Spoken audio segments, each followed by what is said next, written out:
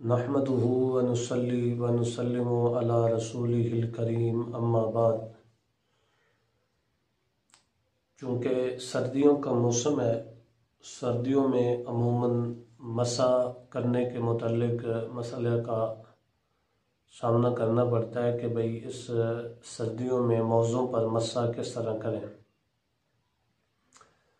تو بعض لوگ پوچھتے ہیں کہ موزوں پر مسح کرنے کا طریقہ کیا ہے اور موزے کون سے ہونے چاہیے، اور کیا جرابوں پر بھی مسح کر سکتے ہیں یا نہیں، اور موزے پر مسح کی مدت کتنی ہے، اور اسی طرح اس کا طریقہ کار کیا ہے، اس کی ساری تفصیلات بتا دیں۔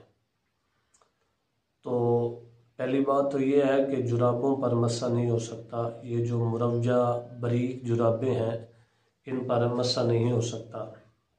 ہاں البتہ ایسی جرابیں جو موٹی جرابیں ہوں، باریک نہ ہوں، موٹی جرابیں ہوں اور ان میں پانی نہ پہنچ سکے تو وہ موزے کے حکم میں ہے۔ موزہ جو ہوتا ہے وہ چمڑے کا ہوتا ہے، اوپر اور نیچے والا حصہ وہ چمڑے کا ہو یا صرف نیچے والا حصہ چمڑے کا ہو تو اس کے اوپر مسح کر سکتے ہیں۔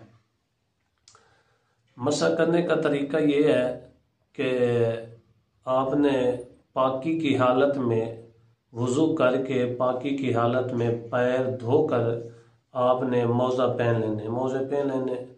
موزے پہننے کے بعد جب پہلی مرتبہ آپ کا جو ہے وضو ٹوٹے گا تو آپ نے وضو توڑنے والی کوئی چیز پیش آ جائے تو اسی وقت سے موزے کی مدت کا بھی آغاز ہو جائے گا۔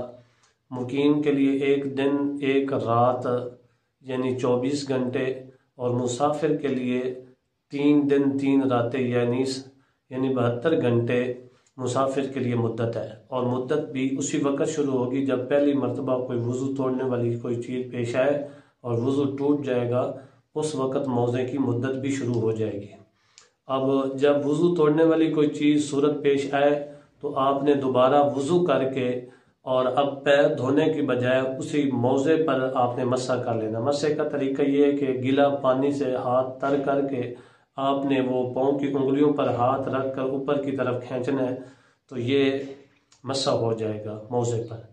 تو اسی طرح آپ 1 دن مقیم ہیں تو 1 دن 1 رات آپ اس طرح کر سکتے ہیں۔ اگر مسافر ہیں تو 3 دن 3 راتیں آپ اس طرح موزے پر مسح کر سکتے ہیں۔ شکریہ، والسلام۔